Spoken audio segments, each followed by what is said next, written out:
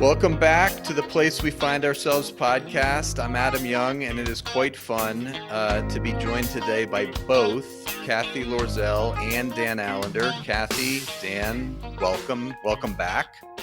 Thank you, Adam. I feel like we should just be here most of the time. It's good to be here, Adam. Thanks for having us.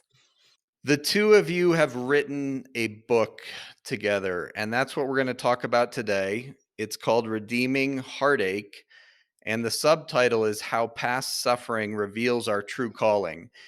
And there's a lot in the title. So let's exegete and analyze the title for a bit. The implication, of course, is that us human beings experience heartache. Let's start there. What do you mean by heartache?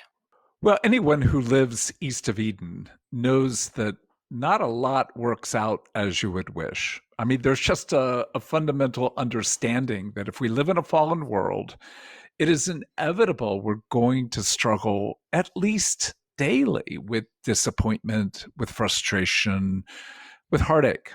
So we really want people to grapple with what sounds like just an utterly negative reality. And yet, the more we honestly name what it's like to live in a world where trauma is inevitable, always inevitable, we've got now the advantage of being able to face what's true rather than doing what at least I know I'm very capable of, and that is trying to skirt around it, try to deny it, try to resolve it, rather than being willing to say, this is the nature of life. So heartache includes and encompasses everything from big T traumas to small T traumas to the disappointments that are just part of life. Yeah, I think that's true. I mean, I was actually at a river yesterday with some friends, and the father-in-law of our friends got a hold of our book and was reading it, which was great. And we're sitting on a log, and he's in his 70s, and he was like, I really like this book because it feels like what you're saying is trauma is universal. Heartache is universal, and even in it, and therefore those of us who would like to ignore what's been true about our lives because we feel like we've grown up in decent homes, we've had decent parents, this actually invites us to look further in and recognize that none of us have lived in homes that aren't part of a fallen infrastructure. And so heartache is inevitable, and therefore how we handle heartache is also going to be inevitable. Like, we are going to handle it in some way or another. And so the question is how and what have you done to mitigate the heartache that you have experienced? Now, if you can't admit that you've experienced heartache, then you're not going to be able to actually do the redemptive work that we're actually asked to do. You have to admit it first.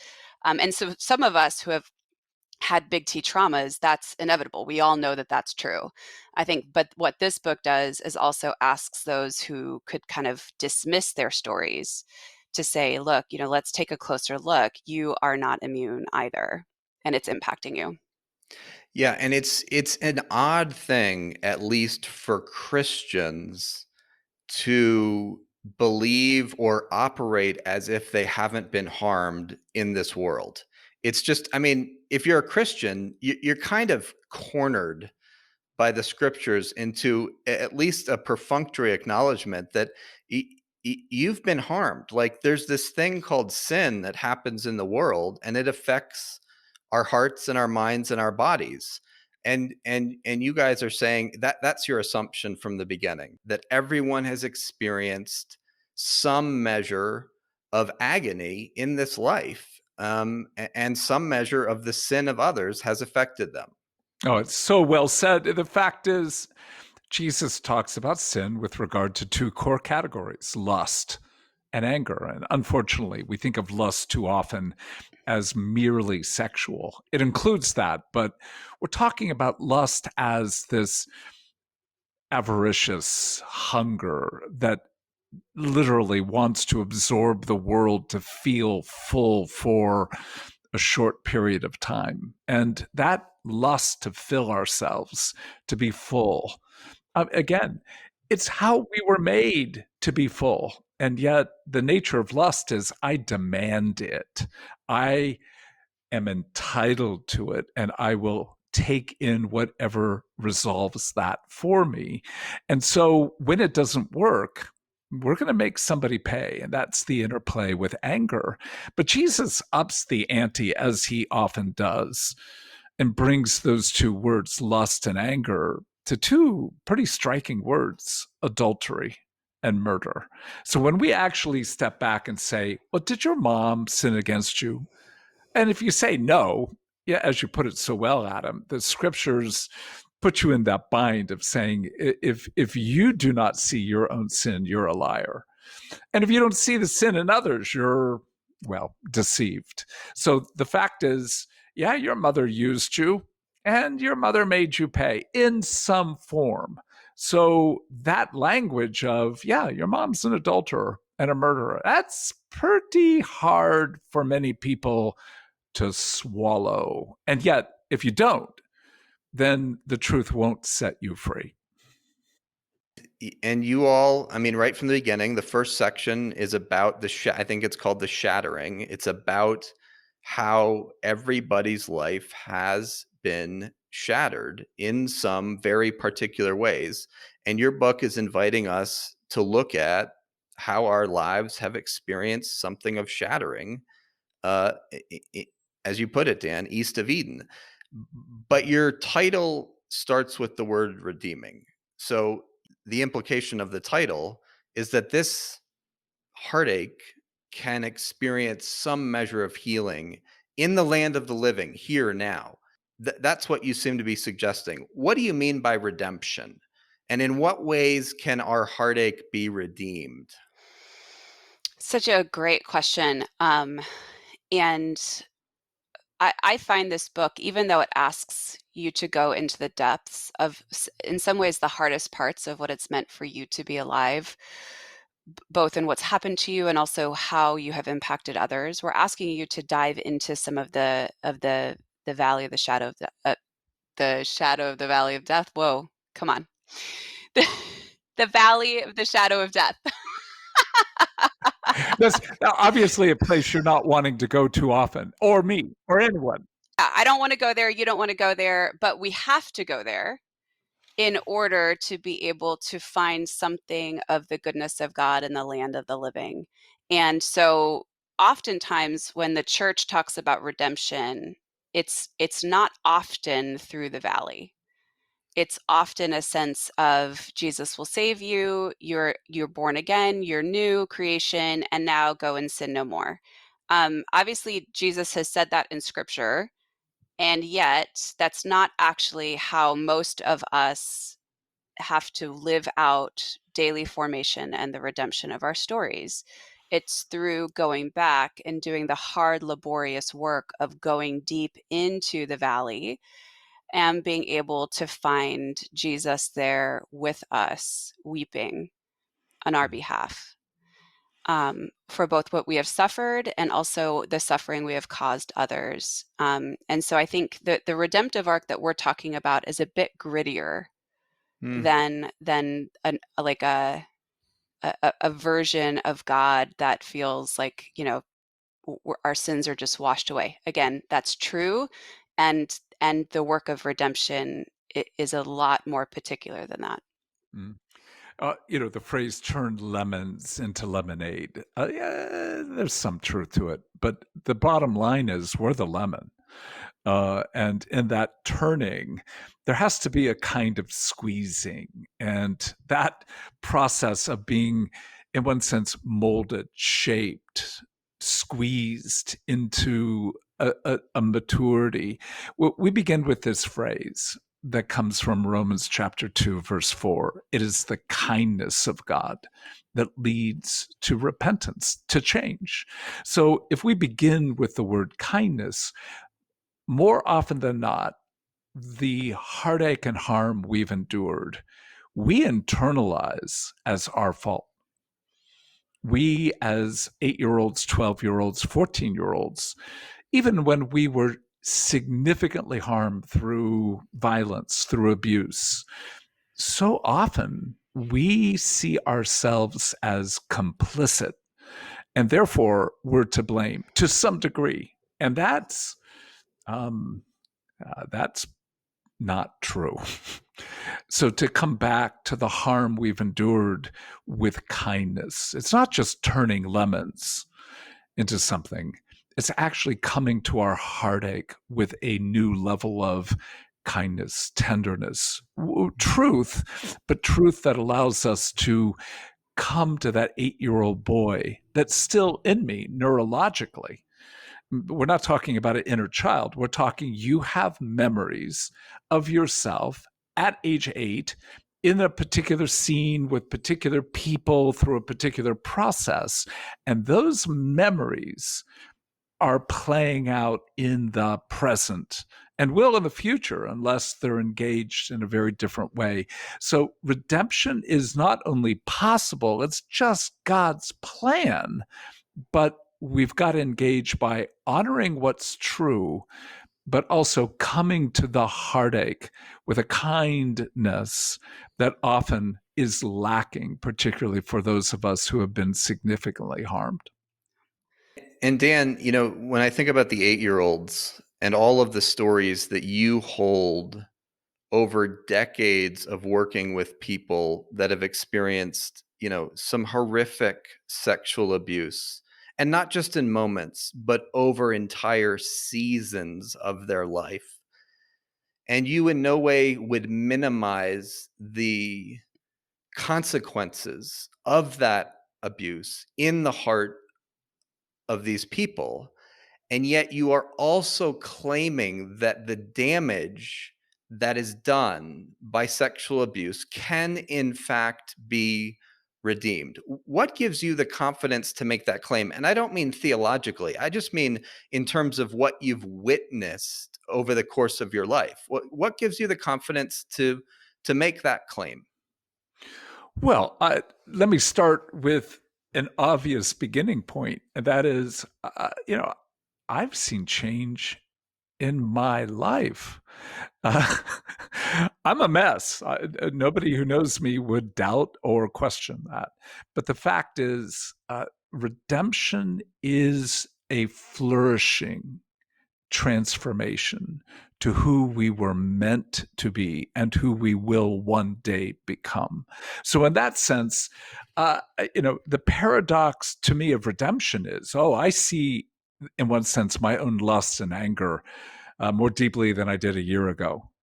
And yet, on the other hand, the playfulness of the mercy of God is that in so many ways, it's not that my heart doesn't grieve the scars I bear and I've caused others, but I have a deeper, deeper sense of just the sweet, deep, kind flourishing of Jesus in my life.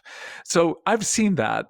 And again, this is no exaggeration, thousands of other lives. And to see it in my own, to see it in Cathy, to see it in the privileged, for me, the privilege of working with others, to not see redemption, it isn't something we just talk about. My heart is a different heart than it was even one full year ago. So I kind of go, I don't know how many years left I have on this earth, but I think I've got more redemption ahead. The reason we started the Allender Center a decade ago, so we're celebrating our 10-year anniversary this year, which is really special. But the reason we started it is because we saw healing actually possible in the land of the living, in pretty remarkable ways.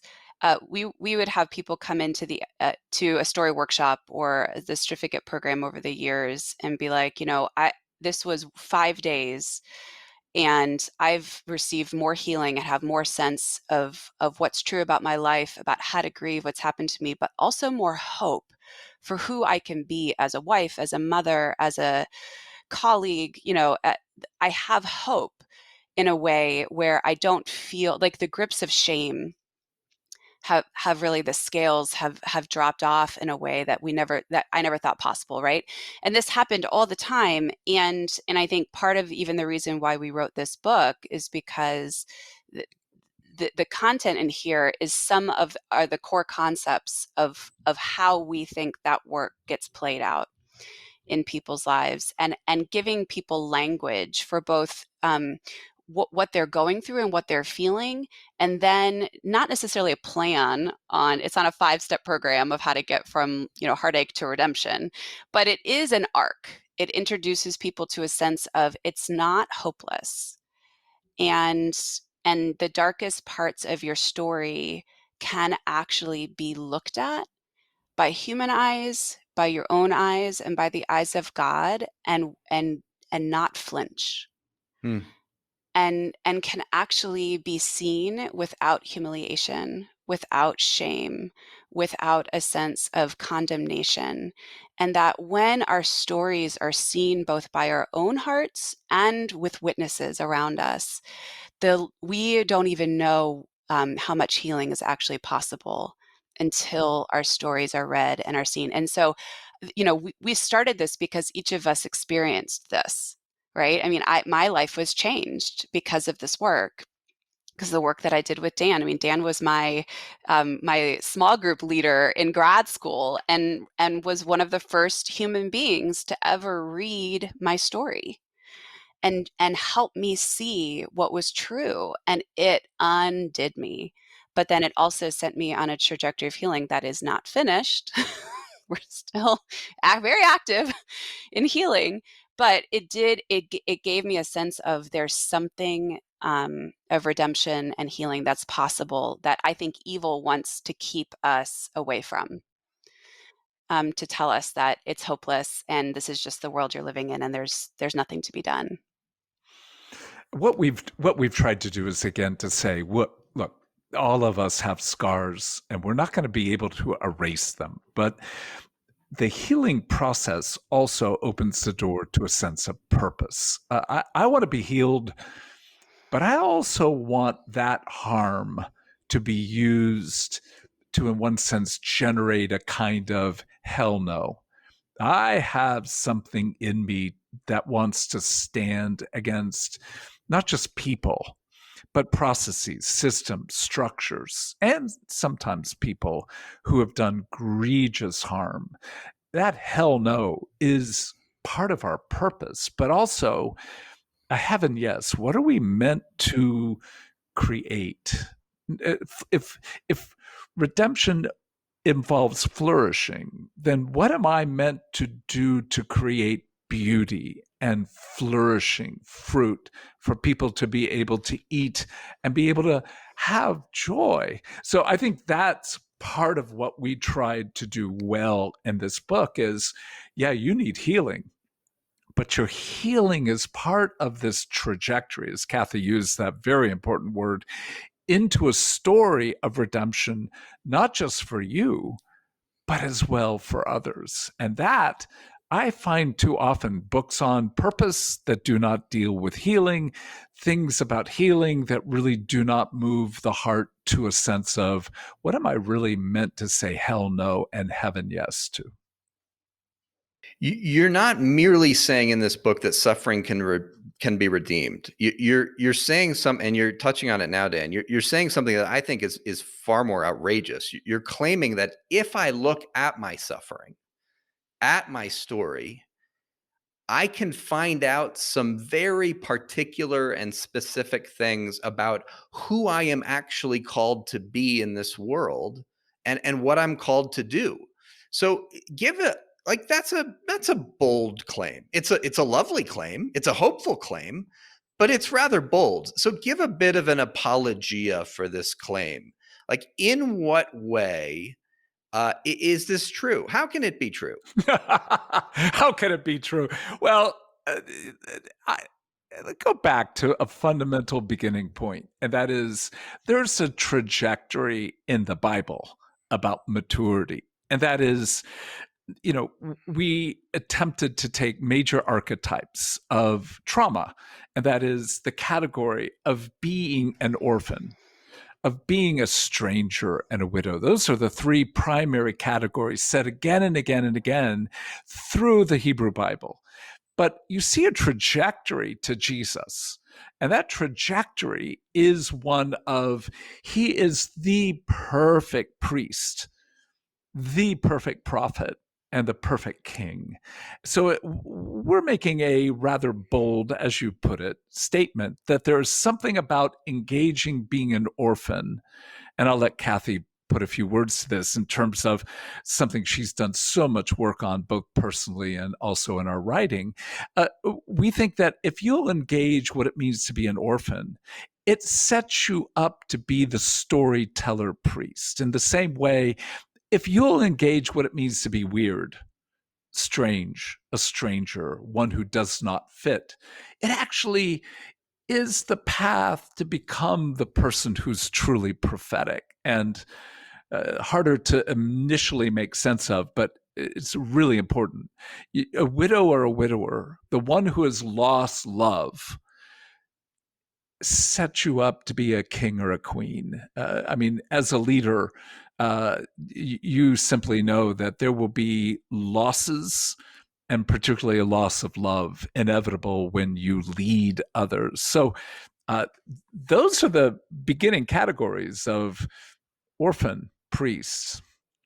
Cathy, telescope out for a little bit and just give us a 30,000-foot overview of how the book is laid out. Hmm. Yeah, so I think the beginning of the book is really a sense of laying the groundwork for the fact that we all have trauma. And so there are three things that happen to us when we experience the shattering, right? So the sense of we're all built for Eden, we're all built for perfect faith, hope, and love, right? We're built for something that was never meant to be shattered, and yet it was. And so now, can we all lay claim to the fact that we live in a shattered world and we have not escaped? So that's really how the book starts, is a sense of, can we just be honest about that? Because again, the rest of it's not going to make sense if you don't like lean into that and say, okay, fine. Yep, that's true. None of us have Mhm. escaped. And we've all created styles of relating, ways of being in the world to protect or to augment our world to keep us safe from the shattering. Those ways of relating help keep us safe in the moment. But as we grow older and into mature relationships, those often hold us back from what we most desire. And so if we can start to look at the outcome of trauma, then we can start to understand the redemptive arc that God is actually inviting us into. But again, you have to start with those premises, because a lot of times, especially in evangelical Christianity, we want to skip over to the redemption. And we ask you in the book to stay in the heartache long enough to be able to understand what it's really telling you. And then we can start to move into that redemptive arc, but you have to really be able to acknowledge those places. And so again, the places that we lean into are how we're orphaned, where we were taught that no one's coming, that you are alone, that the world that was meant to keep you safe is going to fail you. And it's really up to you to care for yourself. And you can only trust that which you can give to yourself, right? That's the core of the orphan's heart. The orphan is exhausted, they're hypervigilant, they're bound to control. They're always looking around the corner to see what's coming next because they can't actually rest and trust. But what happens for the orphan is that they also can't bear the fullness of their own story because it's too painful. And so they only take in parts that either they can control, that they can mitigate, that they can understand in their own hearts. And so the fullness of their story, the fullness of their name is lost. And you cannot know who you really are if you can't tell the full story of what's happened, both the good and the bad, right? And so the orphan is really caught because without their full story being revealed, because of both their own commitment to only seeing parts and also the extreme trauma that's happened to them, they're really nameless. And you cannot move into calling, you cannot move into redemption unless you start to understand your name. And the priest's role in our worlds is to tell the story of the people. It's to tell the story of both the individual and the collective, of the culture. They're the ones who hold, but they also invite you to both lament. So they're inviting you to mark all of the pieces of what's true about you, and about the history of your people, the history of your organization, the history of your family, the history of your church. Like they're inviting you to tell the truth, to tell the whole story, but they're inviting you to lament. But also by telling the whole story, it will automatically bring you to gratitude, because there's no story that doesn't have a sweet scent of God in it somewhere. And so we're looking at the fullness of that to bring us back to ourselves and to our story. And the priests hold spaces where those stories can be told, where it's not just up to us to tell them.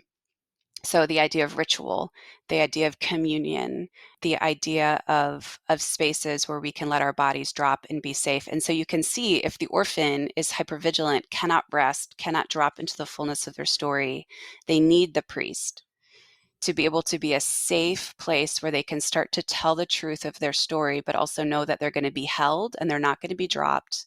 There's going to be attunement. There's going to be connection to when they're going too far, when they need to back away, right? And this is both happening on an individual level and on a collective level.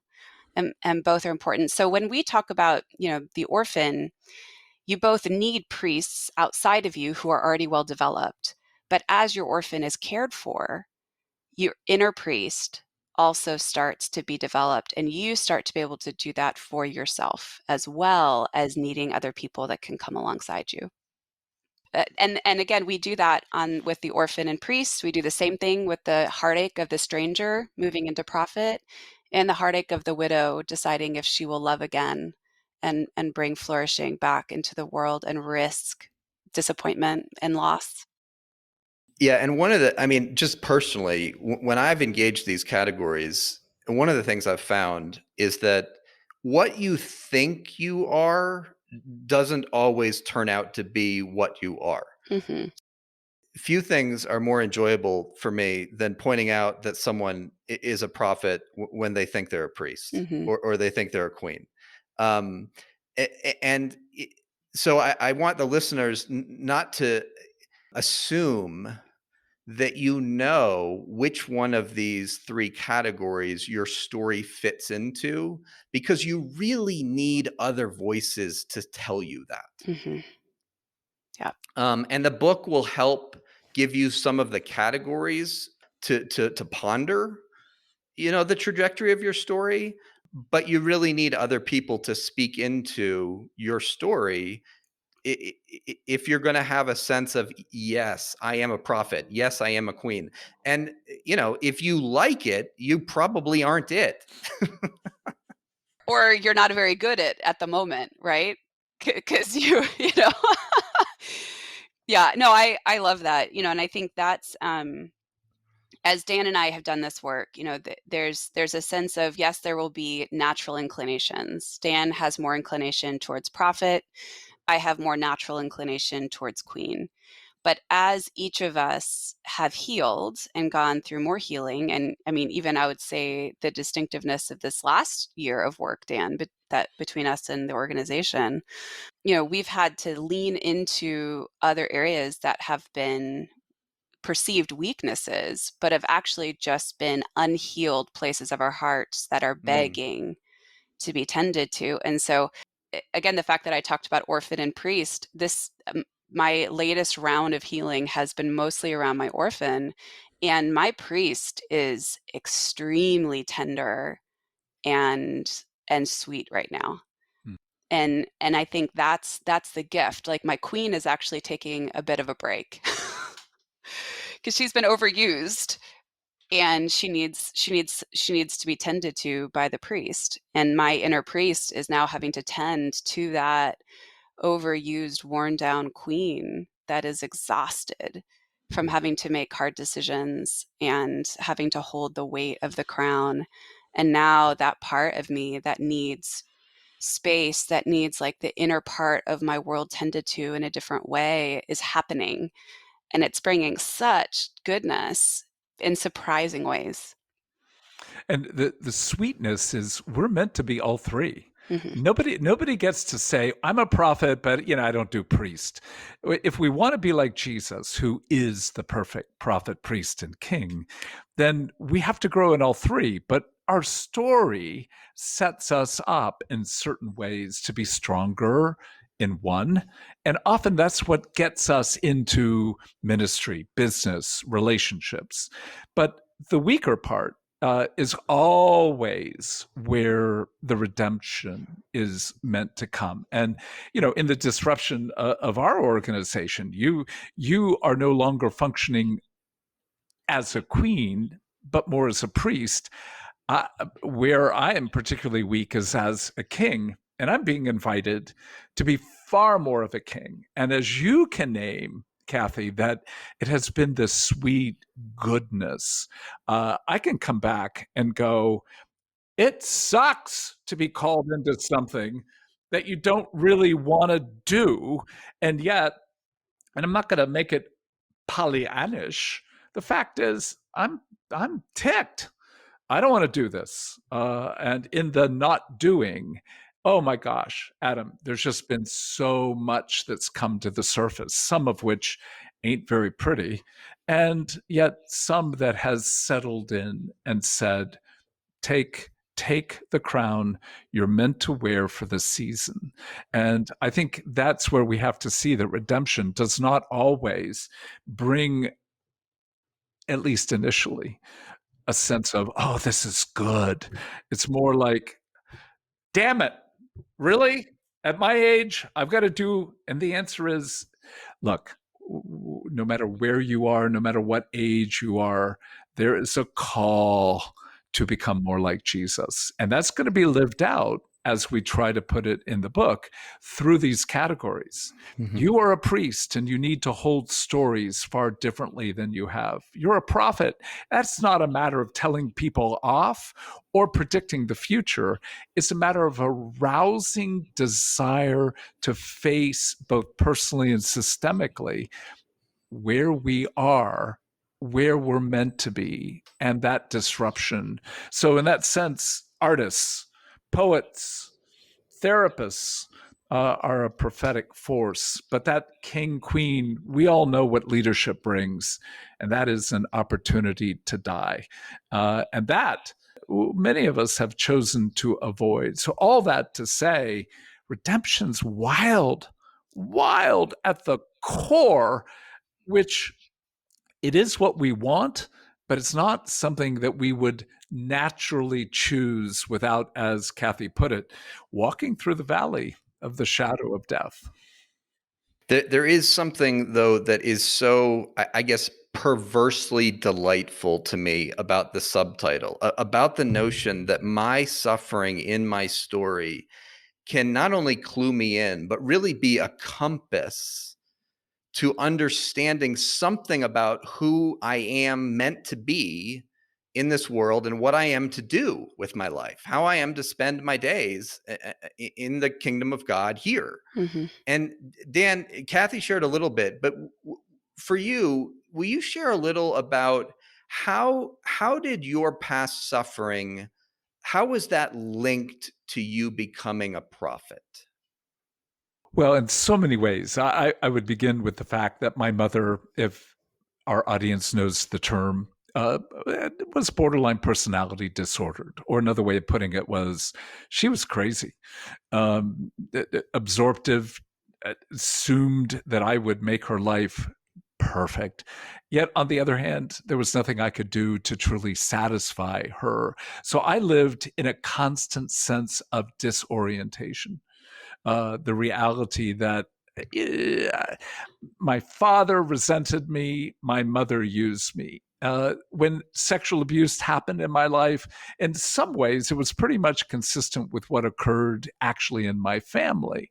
And so there was always a sense that I didn't quite fit or I didn't want to fit. And in that disruption, I was difficult. If you looked at my elementary school report cards, there was not a lot of pleasant things that were spoken about me. So I was a disruptive force. Therefore, in some ways, the trajectory of creating havoc, chaos, telling the truth, but in one sense, doing it in a way that created a mess in the moment so that the status quo couldn't just survive, has been one of the ways of being in the world. Well, I'm not saying that's the full definition of a prophet, but that's what strangers often feel. We will never fit. We will never be invited into where the in group is. And in some ways, we learn to be cynical, angry, disruptive. Now, that's not a prophet, but a prophet has something of that tendency. But a true prophet opens the door to a hunger, a desire for what will one day be, in order to see the present in what it could be. So when we pray the Lord's Prayer, on earth as it is in heaven, that is a prophetic sentence. So in some ways, I've always been someone drawn to poetry, drawn to beauty, drawn to what is not yet.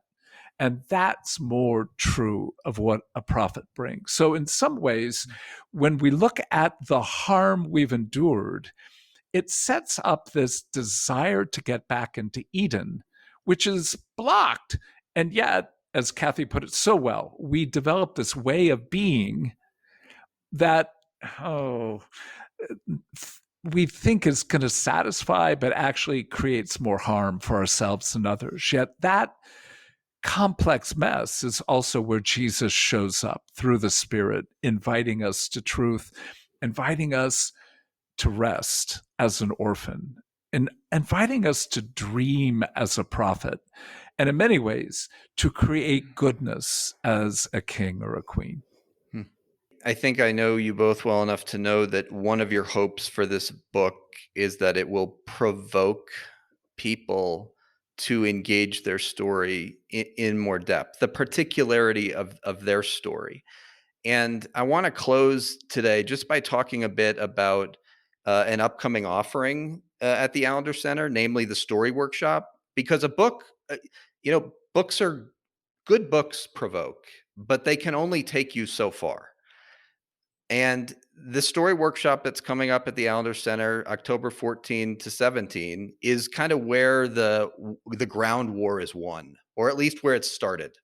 So if for people who don't know what that is, Cathy, Dan, what can I expect to experience if I sign up for a Story Workshop, and why would I do it? Well, we ask you to write a story between the ages of 5 and 15 that you would say bore some level of harm.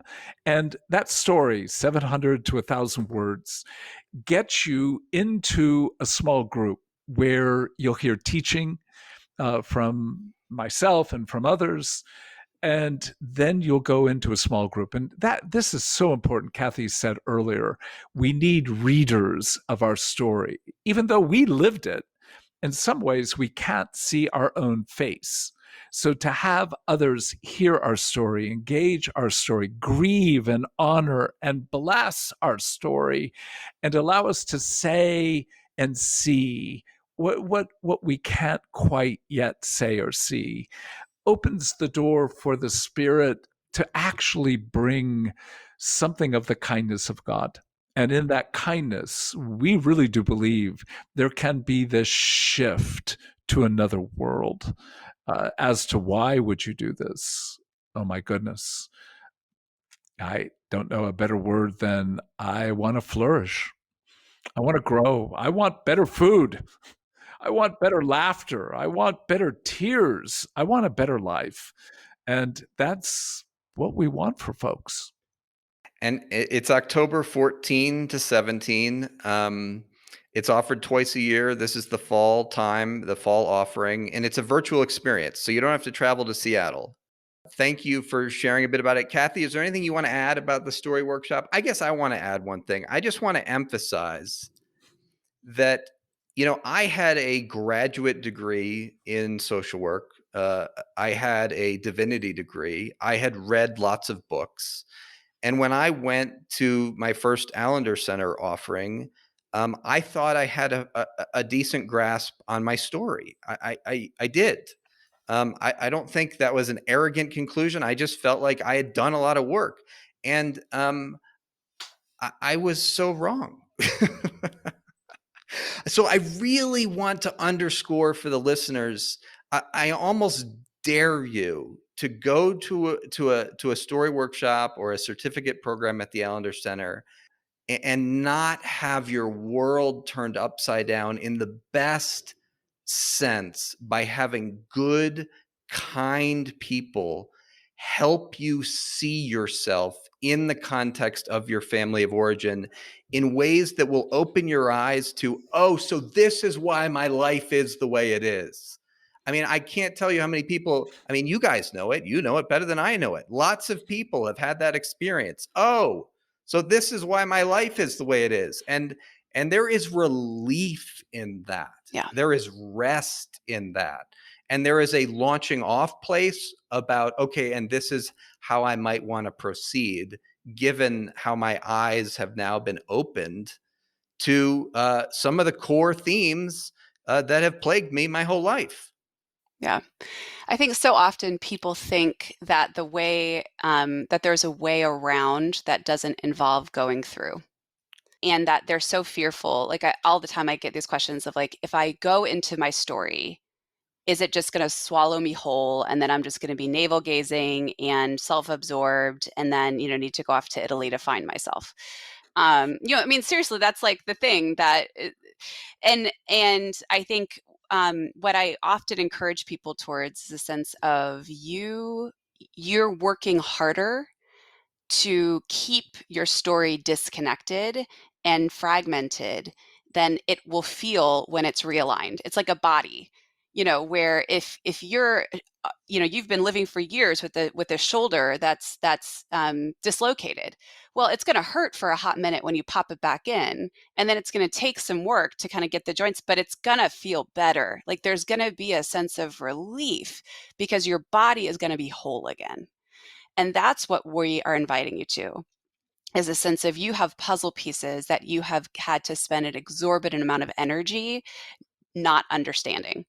And when those puzzle pieces are offered back, even if it's exceedingly painful and you're having to face truths that are so heartbreaking, your body will rest because your body already knows the truth. Your being already knows the harm that you've endured. It doesn't go away. And so now we're just connecting all of it together to allow your body to actually heal itself, to allow God in a way that you haven't experienced, and also allow witnesses to come alongside you and hold you as you're seeing those truths for the first time. There is nothing more holy than these workshops that I've experienced. And I'm with Adam. Like if this is on the forefront of your mind, you will not regret it, and it will change your life. And your heart, your mind, your body, your relationships, your children, if you have them, they're worth $700. Like this is a very wise investment of your time and money. So we digress a bit, but we're all kind of clearly passionate about the on the ground work. The book is called Redeeming Heartache. It's a hopeful book. It's an honest book. Cathy, Dan, thank you for your labor in writing it. Thanks for coming on the podcast to share a bit about it. Adam, so delightful to be with you. Thanks, Adam. It's so good to be here.